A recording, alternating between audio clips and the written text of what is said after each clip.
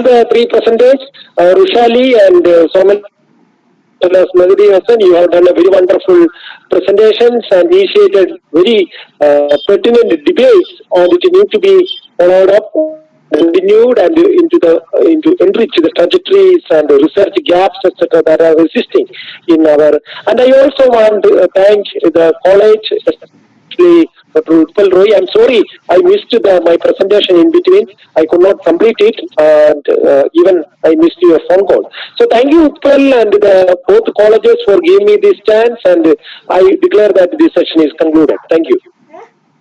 Thank you so much, Dr. Solvin Paul, for being here with us, and it's nicely conducted our technical session 4. Now, I would like to call here our honorable teacher in charge, Mr. Ajay Kumar Datta, Head Department of Political Science, teacher in charge, Shohid Khudiram College, Kamakhaguri, Alipurduar, to chair the technical session 5. Hello. Utpal, I think Ajoy Datta sir is not present here. Okay. Mr. Ajoy Datta, TIC Shohid Khudiram College. Are you present, sir? Probably not. I think his name is not in the list of the participant list. So that's why it is the last technical session of today's webinar, technical session number 5. And this session supposed to chair by Mr. Ajoy Kumar Datta, Head Department of Political Science and Teacher in Charge, Shohid Khudiram College, Kamakhaguri, Alipurduar. As Mr. Datta is not present with us, so I like to request Dr. Utpal Rai, convener of this webinar, to conduct the session as a chairperson. In this session, we have 3 paper presenters. Mr. Tanbir Shanwas, Assistant Professor, Department of English, Rishi Bankim Chandra College. His title of the paper is An Insight into the Protected Sino-India Rivalry in the 20th Century. And the second presenter is Bipasha Ghosh Dostidar. Bipasha Ghosh Dostidar is a SHAC Political Science, Netaji Nagar College. Her title of the paper is The Indo-China Collator, Nothing Without Salt and Pepper, A Brief Scarce. And the third and today's last paper presenters is Mr. Raju Kormokar. He is an independent scholar, political science, Department of Political Science, University of Gaur and his title of the paper is Indo-China Relations After Abrogation of the Article 370. I think all the paper presenters is present, so I like to request Dr. Utpal Rai, please take the responsibility of the chair. Over to Dr. Utpal Rai. Roy, our coordinator of this seminar. Now, due to absence of our assigned chairperson, Mr. Ajay Kumar Datta, I am going to actually chair this particular session. Now, I would like to call here Tanbir Shahnaz, Assistant Professor, Department of English, Rishi Bankim Chandra College, and his topic is here, An Insight into the Protected Sino-Indian Rivalry in the 20th Century. Mr. Tanbir Shahnaz. Yes, sir, I am present. Yes, you may start now. Can you hear? Yes. I am audible, sir? Yes, yes. Okay, sir. Okay, thank you. You have to thank you finish very your much. article within 10 minutes. Okay, Hello. sir. Okay, thank you, sir. Thank you, Utpal, sir. Thank you, Chandan, sir. And thank you, all the organizers of Shohid Khudiram College and Malda College. And today, I am going to present my paper on an insight into the protected Sino-Indian rivalry in the 20th century. India has and China always had a protected and a problematic relationship. So this thoughtful study dissects that contested relation from the earlier days of India's independence, whilst the then Prime Minister Jawaharlal Nehru tried to resolve the issue with Mao to the border disputes and onto the complexities after the Cold War. So John W. Garver, a professor of Global Institute of Technology, Atlanta, US, indicates how India grossly undervalued the worth of its initial help to China to the factor that the Prime Minister perceived he could ignore the territorial exchange-offs that might have resolved border disputes. That was the time the two ancient nations established modern states in the mid-20th century. They have been engaged in a complicated and long rivalry covering across the southeastern region. So China's reactive behavior, given the considering the pangs of its suffering in the coronavirus pandemic, from which it is still struggling to get out of the COVID-19 phobia, and its warlike attitude at the high altitude of icy frontier with India in eastern Ladakh, perhaps shows the perfect dilemma of its interface with globalization. On one hand, it thought that the globalization could be used to leverage its power to increase its transformation into a high growth rate economy, while in reality we are witnessing how in this apparently naive quest, China has become doubly impatient, as the critics have told. The peaceful rise of China is once again belied.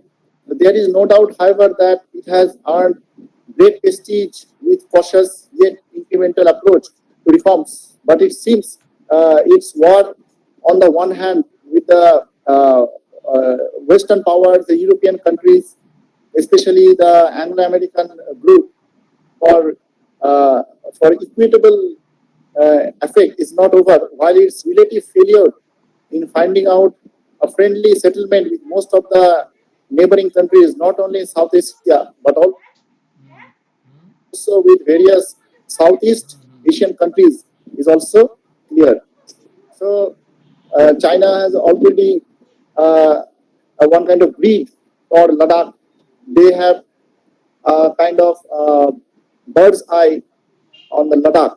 So, considering this perspective, we wish to focus on certain aspects of the changing dynamics of India and China relationship, which seems to indicate a determinable shift in China's posture, as it was engaged for quite some time with the United States of America in a very what should I say, in a very hard trade war before the outbreak of the corona pandemic, and thereafter, how the China has turned to pick up the old issue of contentious sovereignty claim over a strip of land in eastern Ladakh, which remains so far under India's control. The present study is not the revoking of the said claim, but it seeks to map up India's relationship with China, which has not only been competitive, but many factors have contributed to the tendency to give the mutual relationship kind of far more competitive in coming days within a highly uneven trajectory marked by ups and downs, many such vicissitudes, and there are many differential strategies and their capacity to address the same thing. So, the present military tension between the two Asian giant countries, India and China, with its obvious implications of whether it will grow or not, whether it will escalate or not, it is beside the point, because it can never be a single issue based or only oriented to border dispute. it has a larger story to tell, and naturally it's a fluid, a flexible discourse which, unless structured in a fixed ways, is always prone to foment signs of instability, sometimes due to regional calculations of political and strategic predominance, and in some other time, larger power configuration and competing political values with which there is a complex interlinkage. Such constantly evolving panorama of understanding, therefore, informs our perspective while we attempt to single out a phase of a long-term trajectory of reciprocation. So, hence, the study is partial, but but the trend of particular period is important for a view of mutual stance, gesture, and thus it helps discern each other's compulsions and response that stirs our sensitivity. But the underlying imperatives and how these are politically shaped always need to be appreciated if any course correction is to be implemented.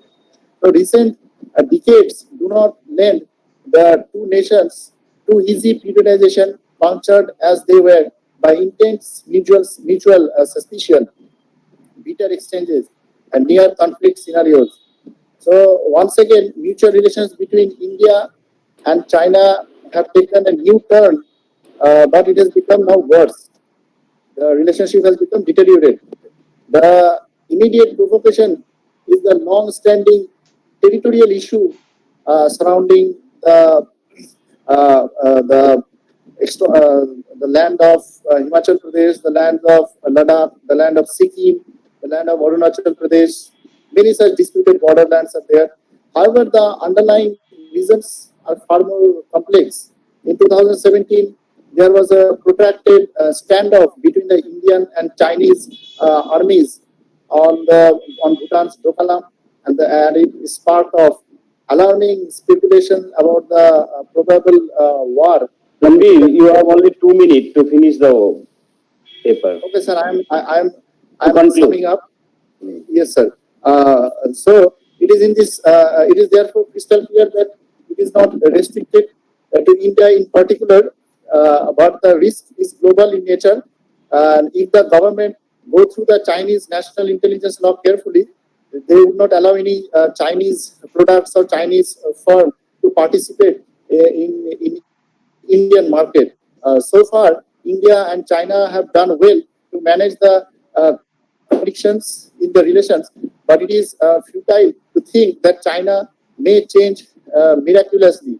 The border tensions have steadily risen over the past few decades, and the current dispute, the event shows how desperate and undeterred both the countries are to unleash such a brutal and treacherous massacre in the Galwan Valley. We saw few months ago, in 15th of June, when 20 Indian soldiers, Indian Jawans were brutally killed by the PLA Chinese armies. And when different countries, including India, are fighting with the coronavirus war, much like a war of position, that is a protracted and complex war in contrast to the war of maneuver. While the economic relationship has remained unbalanced with a massive trade deficit against India, which diminishes the possibility of economic rivalry, the latter country, India, must continue to frame policies assuming the worst about China's intentions. But the stakes for both the countries of India and China are handout. India, we think we need to show its patience, need to show its mettle by dint of strong leadership to project its model of modernizing military with soft power as a counteraction to prop up its own and regional security, because the United States of America can at best be a partial strategic asset, but for a permanent guarantee of our national security, India should prop up its own and regional security. Thank you very much. Thank you, Utpal sir. Thank you, Chandan sir. Thank you, everyone. Thank you, Tanvir, for being here with us. And my observation is here actually, Sino-Indian relation is a very vast research area. I would like to request you in further, you should concentrate in a particular issue, and it would be better for your further publication. Thank you once again, Tanvir, for being here with us. And now I would like to call here Bipasha Ghosh Dostidar, SACT Political Science, Netaji Nagar College. Her article is The Indo-China Platter Nothing Without Salt and Pepper, a brief sketch. Please welcome Bipasha Ghosh Dostidar. Am I audible, sir? Yes, yes, yes. Okay. So before I start, let me thank Dr. Utpal Roy and Professor Chandan Roy and both the colleges associated with this webinar for giving me an opportunity to present my paper. My paper's title is The Indo-China Platter, Nothing Without Salt and Pepper, a Brief Sketch. Now, if I need to highlight, I would start with, as is known from since morning, we have been hearing a lot of presentations which have already highlighted the historical contexts of both the countries and their relations. So I would not, without any further delay, I would just go into the basic points. Like I have highlighted in my paper the two basic campaigns. I mean, the things which have basically brought about India and China together in certain respects. The most importantly being the two campaigns which have focused deeply upon the concept of self-reliance. The one is on behalf of China, it is the Made in China campaign, and if it comes for India, it is the Make in India campaign. Now, as for the Made in China campaign, as it was launched in 2015, it focused upon the concept of self-reliance, which was basically a way to lessen Chinese dependence upon other countries and to be a sort of their own self, which would slightly be a task to improvise their economy and to increase their kind of domestic content of components by 70%, as was thought up to 2025. Now, this was basically advocating certain areas of robotics, equipment, rail, etc., etc. This was on behalf of China, which is the Made in China campaign. Now, if I take it to Make in India campaign, as was launched by Prime Minister Narendra Modi in 2014, this basically highlighted the three Ds, which are demography, demographic dividend, democracy, and demand, which was in a way to increase self-reliance of India, and basically which would basically increase the kind of skilled labor through vocational training to people. Now, if this is the thing, if Make in India and Made in China are the two white areas, or the two peaceful areas, or I would say the salt areas, as I have already said in my paper. Now, I would highlight some of the pepper or the black areas, as pepper, the color of pepper signifies. I would highlight certain of the pepper areas or the areas which have increased the tanginess of the subject. One is the basic area of, as my previous speakers have already highlighted, the recent Galwan Valley clash. The Galwan Valley clash has abrogated the concept of peace and friendship, where not only India has, where accusations on part of both the countries have led to severe restraint between them.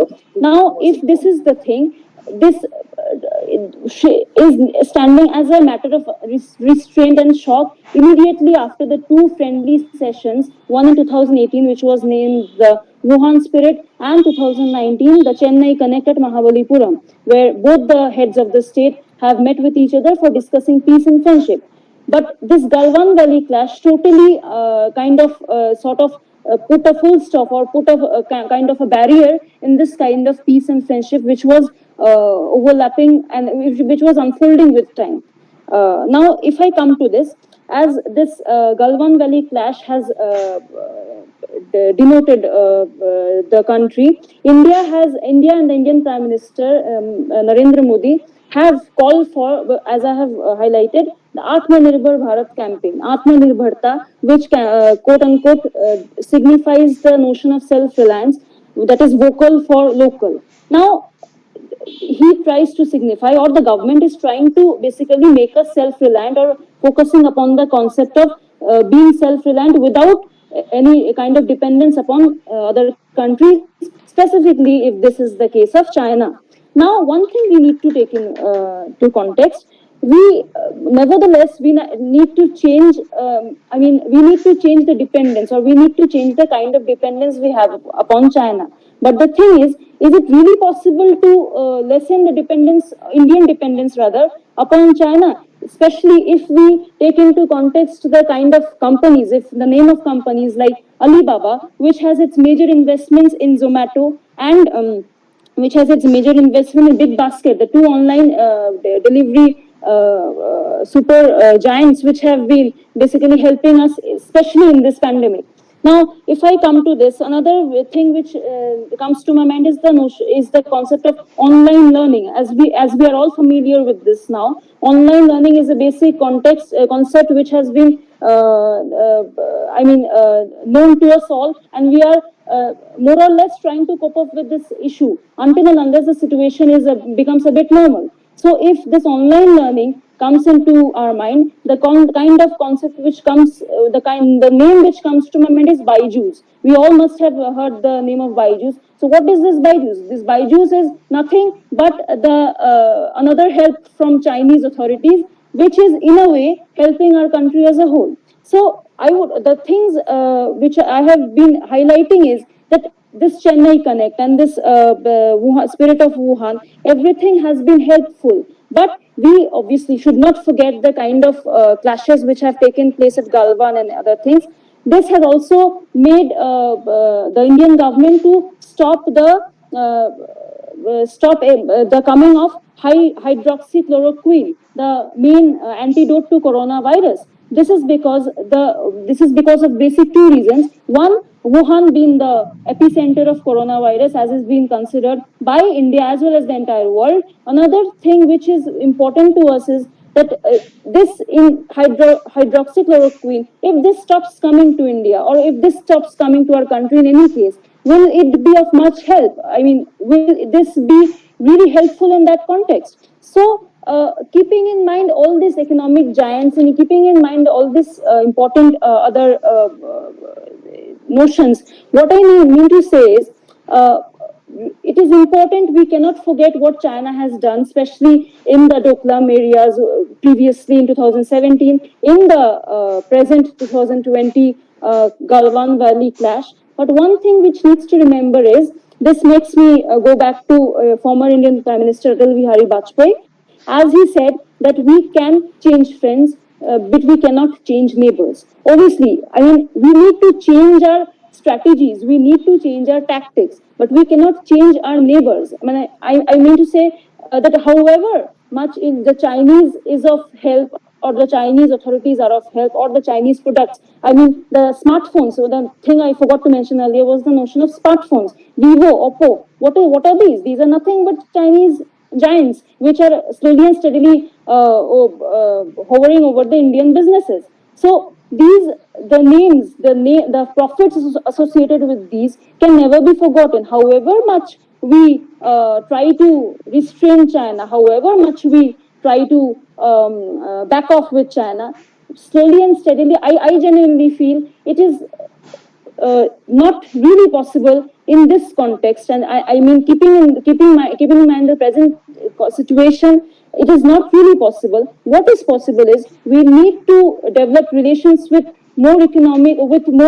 countries who are more economically powerful. We need to increase our relationships with more countries, so that it can be a kind of a bait for China, so that it can understand what it had done to us earlier.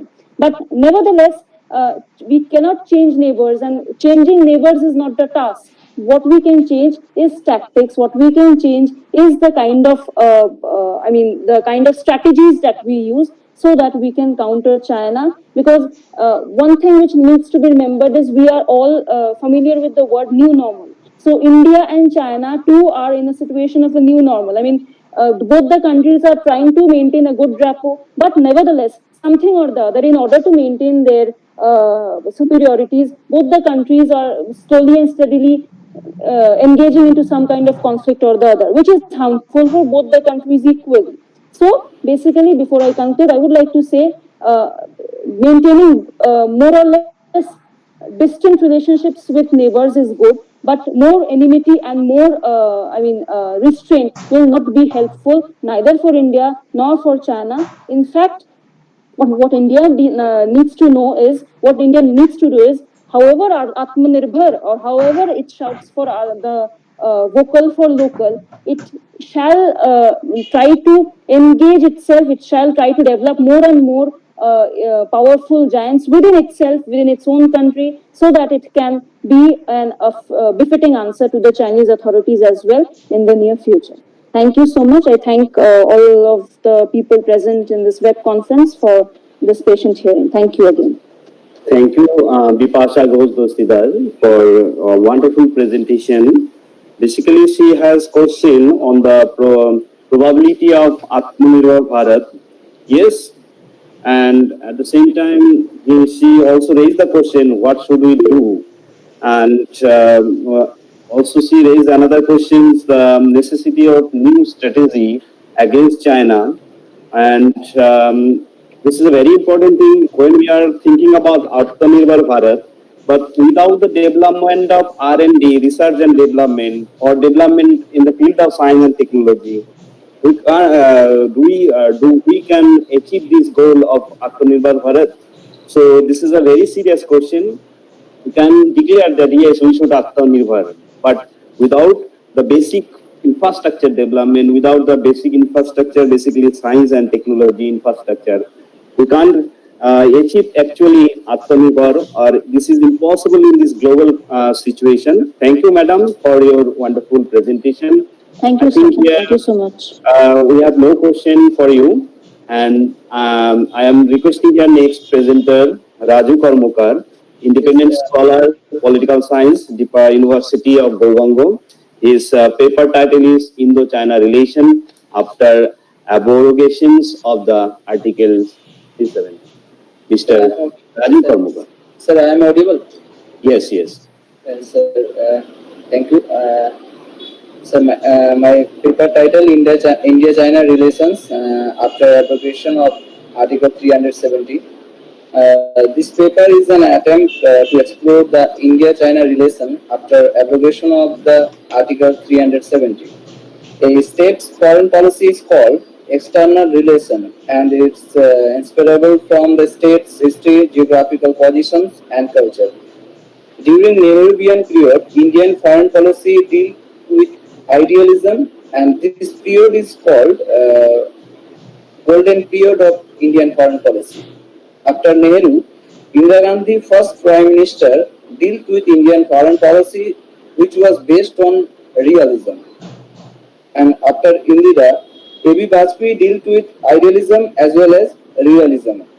Today, Indian Prime Minister Narendra Modi deals with Indian foreign policy based on hard power as well as smart power strategies. For the example of hard power, Pulwama attack 14 February 2019, India against direct attack to Pakistan territory. I have selected a contemporary issue of problems rise for Article 370, and I shall also discuss the impact of Article 370 in the Ladakh and in the Luang Valley. Under the Modi government, Jammu and Kashmir lockdown since 5th August 2019.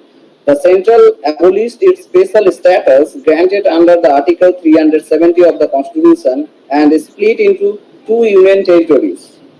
The removal of Kashmir special constitutional status was a key part of the domestic political agenda of the Modi government and Bharatiya Janata Party.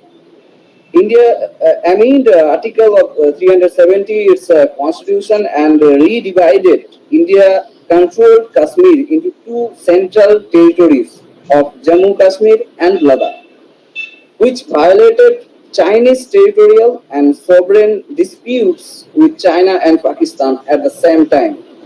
China was trying to interfere in the Kashmir issue, which is a bilateral issue between India and Pakistan.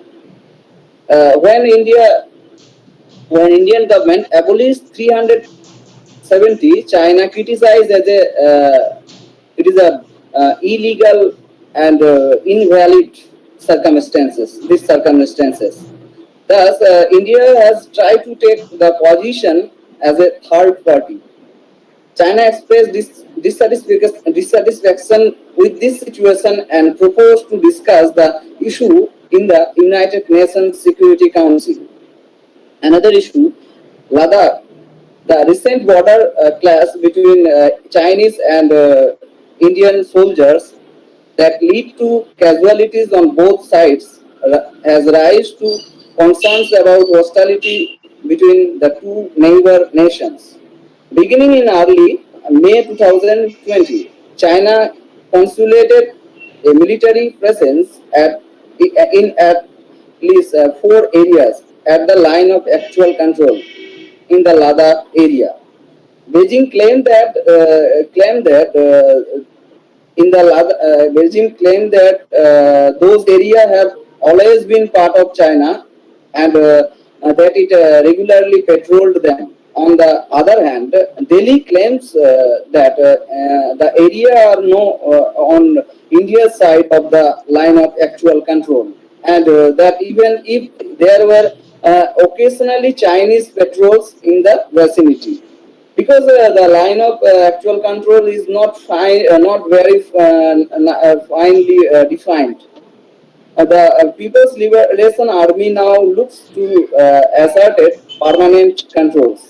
China wants India to stop all the road building and other activity in the area. Another issue, Galwan Valley. On the night of June, is Chinese and Indian troops in the Galwan Valley area of Ladakh fight in the most serious clash between the two armies since 1967. No shots were fired out in the peaced hand-to-hand combat. Up to 43 Chinese People Liberation Army troops and 20 Indian Army soldiers may be died. I think in future, Galwan Valley become a dispute area between India and China.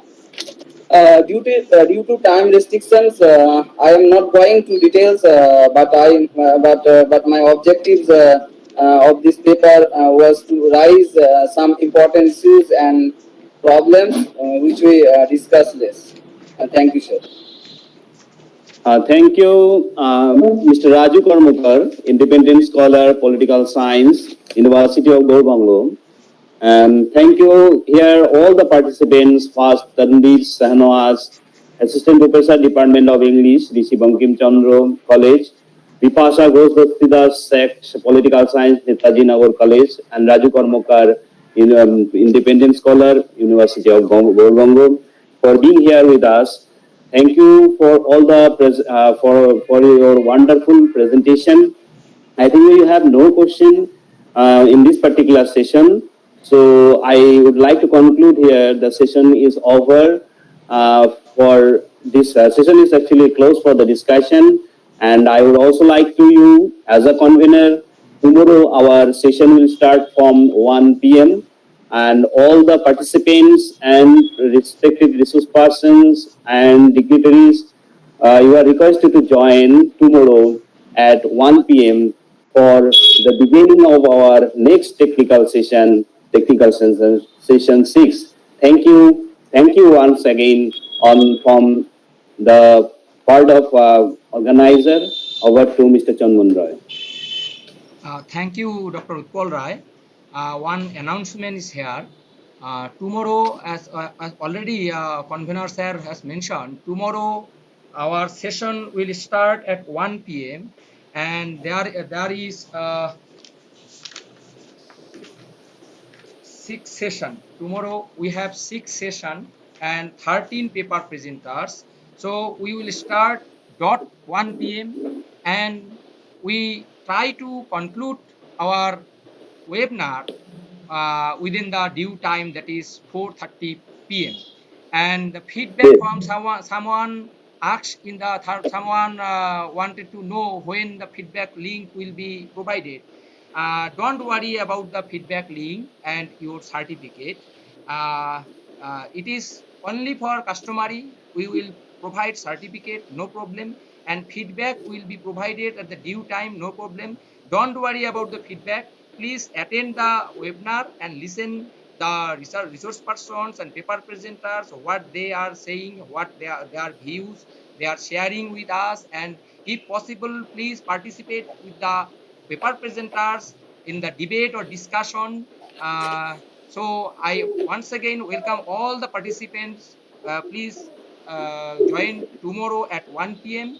and our resource person certificate we will provide their in their respective mail Mail ID, ID. and paper presenters need not to submit any feedback form. All the paper presenters, those who have presented paper and those who will present tomorrow, their certificate automatically will send to their respected email ID, and only participants need to give their feedback. Once again, I repeat, paper presenter need not fill up feedback form. Only the participants need to fill up feedback form, and feedback form link will be provided in due time tomorrow. Okay, over to Utpal Rai. Please announce the officially today's session is over. College principal, they were Thank you so much, Mr. Chandan Roy, Assistant Professor, Department of Political Science, Malda College, and our coordinator.